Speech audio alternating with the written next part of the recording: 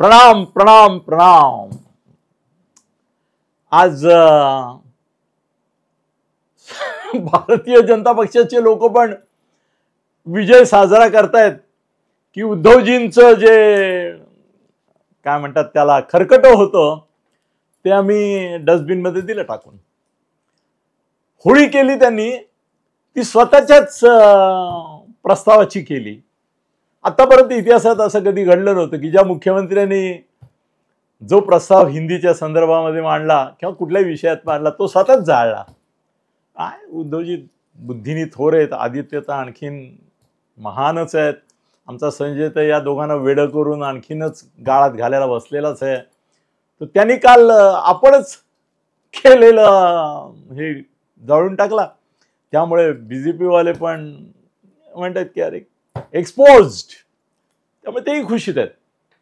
बरं, उद्धवजींचा देवेंद्र फडणवीस असे बुद्धिमान चतुर, शहाणे, युक्तिवाद चतुर आणि काय म्हणायचं म्हणा त्यांना तुम्ही, कधी चाणक्य। अरे आता तर परवा एकाने त्यांना मला मेसेज पाठवला, तो म्हणाला तुम्ही त्यांना चाणक्य बिणे काय म्हणताय, हा आपला बामण परशुरामाचा अवतार आहे। कसं विरोधकांचं निक्षत्रिय पृथ्वी त्या परशुरामाने केलं तसं निर्विरोधक ते करतायत, ते बघा ना एक एक कसं। आणि त्यांच्या हातातला परशु किंवा हे जे आहे तर ते म्हणाले तुम्ही बरोबर परवाच्या ह्याच्यामध्ये व्हिडिओमध्ये सांगितलं होतं की तो परशु म्हणजे आता राज ठाकरे आहे चक्क उद्धव विरुद्ध। एनिवे, तो परशुराम आहे का चाणक्य आहे काय का बाजीराव पेशवे आहेत पहिले, असू दे काही। माझ्याकडे एक मित्र आहेत माझे, ते पुनर्जन्मावर पुस्तक लिहिलंय त्यांनी, त्याच्याबद्दल मी बोलणार आहे। त्याच्यामध्ये फडणवीस कोणाचा पुनर्जन्म आहे, उद्धव पण कोणाचा पुनर्जन्म आहे ते पण त्यांनी सांगितलंय, राज पण सांगितलंय। तर पण तो वेगळा व्हिडिओ करीन मी नंतर। पण मित्रांनो, सगळे विजय साजरा करतायत हे तर करतातच आहे, ते तर 5 तारखेला मेळावा घेणार आहेत, ज्या मेळाव्यामध्ये उद्धव ठाकरे यांच्या बालिश फुलिश आणि चाइल्डिश स्वभावाप्रमाणे त्यांना असं वाटतंय की राज ठाकरे त्या व्यासपीठावर येतील। फडणवीस जाऊ देतील तर राज ठाकरे तुमच्या व्यासपीठावर येतील, नाहीतर ते बाळा नांदगावकर आणि संदीप देशपांडेला पाठवतील। आणि राज ठाकरे त्या समारंभामध्ये तुमच्या बरोबर असले नसले की गेले ना रे बाबा अब्रू, मग ते ठाकरे बंधू एकत्र ठाकरे ब्रँडला घाबरले। मुळामध्ये तुमचा विश्वास बसतो का हो की एक मोर्चा काहीतरी ठाकरे बंधू काढणार आहेत आणि म्हणून काय म्हणतात त्याला देवेंद्र फडणवीस असे थरथरायला लागले, घाबरायला लागले, हट्टारकले असं वाटतं। हो, ज्या देवेंद्र फडणवीसांनी करोडो लोक ज्याच्यामध्ये इन्व्हॉल्व होते, करोडो लोक इन्व्हॉल्व होते, जीवन मरणाच्या उंबरठ्यावर तो माणूस खेळत होता, त्याला कसा खेळवला, घोळवला, लोळवला। यस, मी मनोज जरांगे यांच्या विषयीच बोलतोय। अरे मनोज जरांगे यांचं जे आव्हान होतं महाराष्ट्रामध्ये, ज्यानंतर निवडणुका झाल्या आणि 232-37 आमदार निवडून येऊन जिंकल्या, ते मनोज जरांगेला ज्यांनी पाडाव केला, पराभव केला, निर्विवादपणे संपवलं, त्यांच्यासाठी राज ठाकरे, उद्धव ठाकरे 0+0 = 00 हे काय आव्हान होतं का हो? बरं, त्याच्यामधला 1-0 जो आहे, ज्याला फडणवीसच हिरो करू पाहत होते उद्धवच्यावर मात करण्याकरता, उद्धवपेक्षा उजवा दाखवण्याकरता, उद्धवपेक्षा तो अधिक बुद्धिमान, चतुर, संघटन प्रिय आणि मनुष्य मराठी माणसाच्याही हृदयामध्ये एका मनात 2 तलवारी नाही। उद्धव आणि राज मराठी माणसाच्या मनात आणि म्यानात राहणार नाहीत। त्यांना राजला त्या म्यानामध्ये बसवायचं होतं, उद्धवला अंडर एस्टिमेट केलं पाहिजे लोकांनी, किंवा अंडर एस्टिमेट नाही, काय म्हणतात त्याला, डिव्हॅल्यू केलं पाहिजे, अवमूल्यनं अधपतन झालं पाहिजे उद्धवचं। अरे म्हणून तर गेम चाललाय मी कधीपासून। आणि तुम्हाला माहितीये का, मी गेले 5-6 व्हिडिओ सारखं सांगतोय की बाबा नो, देवेंद्र फडणवीस आहेत ते, यांची बघा कशी वाट लावतात। परवा तर माझं टायटलच होतं की यांना कशी ते करणार, उचलून वाजवणार, सॉरी दुसरा शब्द वापरतो, वाजवणार असं लिहिलं होतं ना मी। यार त्याच्यात असं पण बोललो होतो की अधिवेशनाच्या आदल्या दिवशी, कधी अधिवेशनाच्या आदल्या दिवशी हे जी आर रद्दच होणार आहे. अजित पवारांना कळलं, ते पटकन बोलून गेले जाहीरपणे की अशी वेळच येणार नाही की ज्यामुळे मोर्चा काढावा लागेल. आता विजय मेळावा वगैरे त्याच्याही गमती सांगतो तुम्हाला. अजून पुष्कळ वेळ आहे ना, अजून 5 तारीख आहे ना, आज तर 30 तारीख आहे ना रे. मग काय अजून 5 दिवसात माझ्याकडे गौप्यस्फोट त्या मेळाव्याचे पुष्कळ येणार आहेत, ते सांगेनच तुम्हाला. पण त्या मेळाव्यामध्ये एक गौप्यस्फोट आजच करतो की व्यासपीठावर उद्धव ठाकरेंच्या बाजूला राज ठाकरे नसतील नसतील नसतील नसतील नसतील. आणि याचं कारण असेल की देवेंद्र फडणवीस त्यांना तशी परवानगी देणार नाही देणार नाही देणार नाही. बरं, अजितदादांना माहिती होतं ना, believe me, you know my relationship. Eknath शिंदेनाही माहिती होतं. एकनाथ शिंदेनाही माहिती होतं की विधिमंडळ अधिवेशनाच्या आदल्या दिवशी हे दोन्ही जी आर रद्द होणार आहेत. त्यामुळे ज्यावेळेला त्यांना असं चर्चा झाली की बा या विषयावर एकनाथ शिंदेचा गट फार जोरदार भूमिका घेत नाहीये वगैरे वगैरे, तर ते म्हणाले कशाला भूमिका घ्यायची, त्यांचे बीजेपीवाले घेतात घेऊ दे, 2 दिवसाचं नाटक आहे. अधिवेशनाच्या आदल्या दिवशी हे जी आर रद्दच होणार आहेत.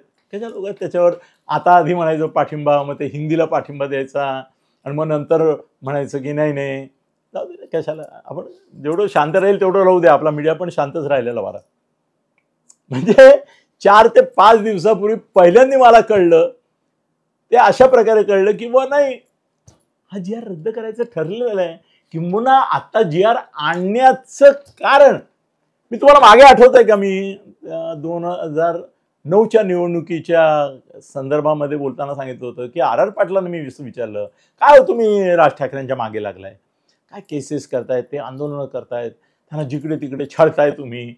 ते म्हणाले अनिलजी साहेबांचाही आदेश आहे. म्हणलं काय, शरद पवारांनी असं सांगितलंय की यांना छळा, यांना त्रास द्या. ते म्हणे असं नाही सांगितलंय, त्यांना हौतात्म्य द्या म्हणजे ते मोठे होतील. राजकारणामध्ये मोठं होण्यासाठी काही वेळेला गुणांपेक्षा अवगुण देखील महत्वाचे ठरतात आणि त्या अवगुणांचं भांडवल करून एखाद्याला हुतात्मा केला तर तो अधिक थोर लोकप्रिय होतो. आणि आर पाटील सांगितलं त्यावेळेला मला विचार केला तर असं वाटलं, अरे खरंच तथ्य आहे की राज ठाकरेंना आर पाटील आणि शरद पवारच मोठं करतायत. ते जरी आरोप करतात की राष्ट्रवादीमुळे महाराष्ट्रात जातीयवाद आला, असा आरोप राज ठाकरे करतात, ते कुणावरही करतील, आज काय उद्या काय, पण त्यांनाही कळत होतं. आणि म्हणून तर 2009च्या निवडणुकीत बघा त्यांचे काय 13 आमदार ना रे, 13 आमदार आले. नाशिक सारखी नगरपालिकेपासून सगळीकडे जलवा जलवा जलवा जल्लोष. तो कशातून आला, त्यांच्या व्हिक्टिमायझेशन आलं. ते माझ्या अंगावर अस्वला इतके केस आहेत, तशा केसेस आहेत, हे त्यांचं वाक्य होतं. आणि ते अस्वलाच्या अंगावर केसाचं प्रत्यारोपण करणारे शरद पवार, आर पाटील याच कॅल्क्युलेशनने करत होते की हे जेवढे मोठे होतील तेवढे शिवसेनेला शह बसेल. आणि ते झालंच. आताही काय डोकं आहे यार, काय बुद्धी आहे देवेंद्र फडणवीसांची. उद्धवला राजने भेटायला गेले, नाही भेटले, फोनवरून पण नाही बोलले, आपल्या ह्याच्याशी बोलले, संजयशी. वाया संजय म्हणजे असा द्राविडीपणा नाही, उलटा घास. अरे बोला ना यार, समोर तुमची जर आहे खरंच मनामध्ये काही पॉझिटिव्ह, बोला ना एकमेकाशी.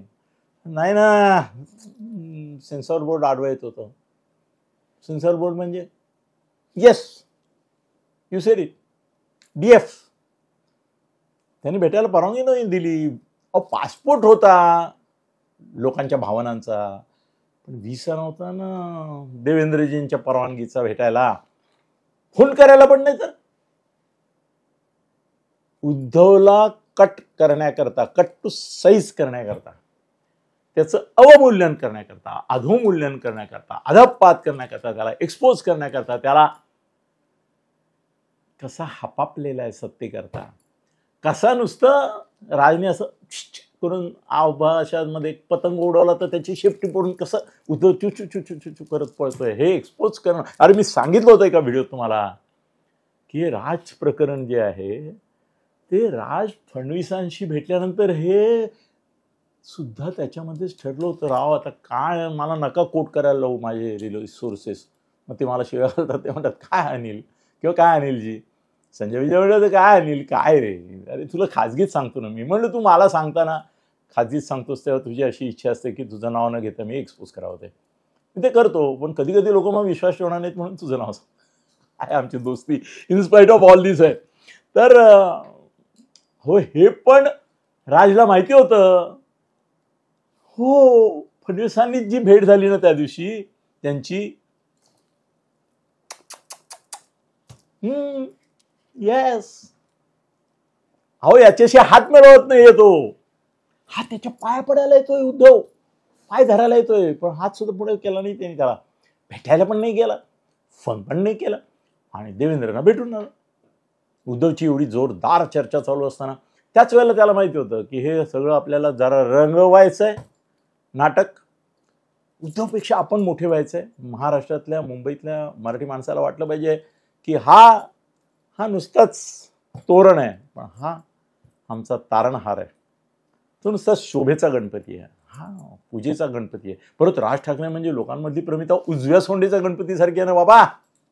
कधी क्रोधित होईल, कधी आक्रंदित होईल, का भरोसा आहे का त्याचा. मोस्ट अनप्रेडिक्टेबल माणूस महाराष्ट्रामध्ये नंबर 1 ला कोण, राज ठाकरे. नंबर 2 ला कोण, देतो तुम्हाला धक्का, तुम्ही पुष्कळ इकडे इकडे नाव नाही नाही नाही. नंबर 2 मोस्ट अनप्रेडिक्टेबल माणूस म्हणजे सीएम देवेंद्र फडणवीस.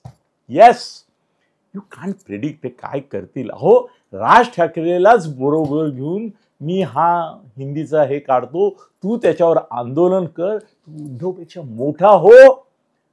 जर तू त्याच्या बरोबर गेलास तर त्याची मुस्लिम मतं जातील म्हणून काँग्रेस बिंग्रेस दूर होते, कळलं की तो तुला घाबरेल आणि तुला दूर ठेवील. तू स्वतंत्रपणे निवडणूक लढ, महायुतीबरोबर येऊच नकोस, आम्हालाही नकोय तू आमच्या बरोबर यायला. तू लढ, उद्धवची मतं खा. पण उद्धवची मतं केव्हा खाशील, जर तुझ्या मागे नव्याने एक मोठं वलय, जसं फोटोच असतं ना कुठल्या बाबा बुवाच्या, ते निर्माण झालं पाहिजे. आणि त्या वलयापुढे निस्तेज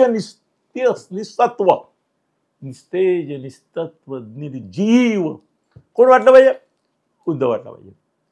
अहो उद्धवच्याही लक्षात येत होतं की हे राजला मोठं करण्याचं, राज आपल्यापेक्षा पॉवरफुल आहे दाखवणाऱ्याचं, तेजस्वी मनस्वी यशस्वी अशी त्याची प्रतिमा निर्माण करण्याचं हे फडणवीसांचंच कारस्थान आहे की ज्याच्या अंतर्गत हा खोटा एक लुटुपुटीचा खेळ सरकार खेळत आहे की जे त्यांच्या मंत्र्यांना आशिष शेलारपासून सगळ्यांना माहिती होतं की हे रद्द होत आहे.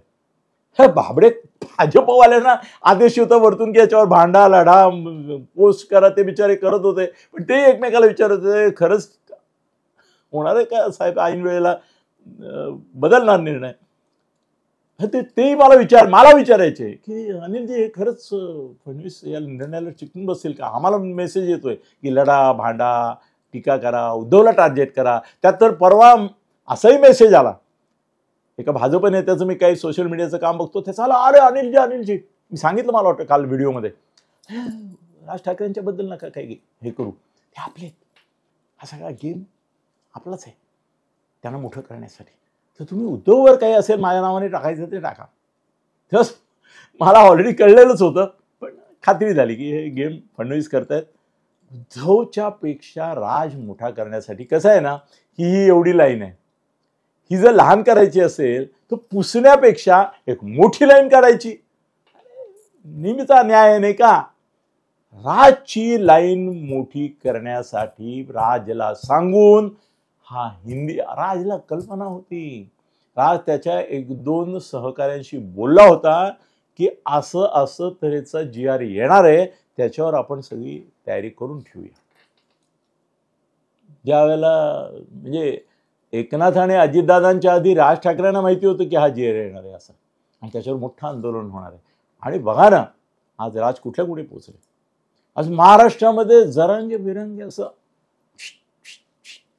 झाले. एकेकाळी जे मनोज जरांगेला वलय होतं, लोकप्रियता होती, त्याच्या मागे लोक होते, जो मास लीडर होता, तसं आता झालं की उद्धव राहिला एका क्लासचा लीडर मर्यादित, आणि हा झाला मास लीडर.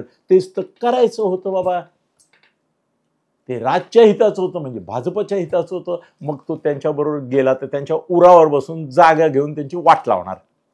अरे दोघांचे मतदारसंघ यार एक नाही का रे. हा मराठी माणसांच्याच कडे जाणार, तो मराठी माणसांच्याकडे जाणार, वर आणखीन भाजपतले मराठी, शिंद्यांची मराठी, अजितदादांचे मराठी आहेत ना, त्यांच्याकडे नेते मराठी आहेत की नाही, का सगळे बाह्यच आहेत, नाही ना मग. आणि परत डबल गेम यार. फडणवीसांचं चातुर्य बघा, सलाम सलाम सलाम.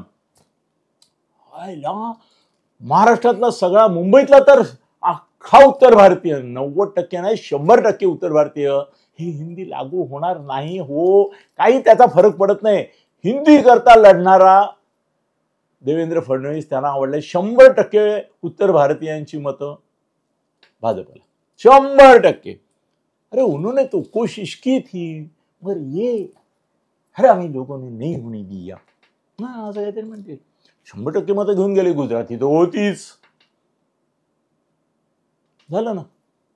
मुंबईमध्ये निर्विवाद बहुमत भारतीय जनता पक्षाला मिळावं अशी आशिष शेलारांची आकांक्षा, महत्वाकांक्षा, इच्छा, स्वप्न आहे.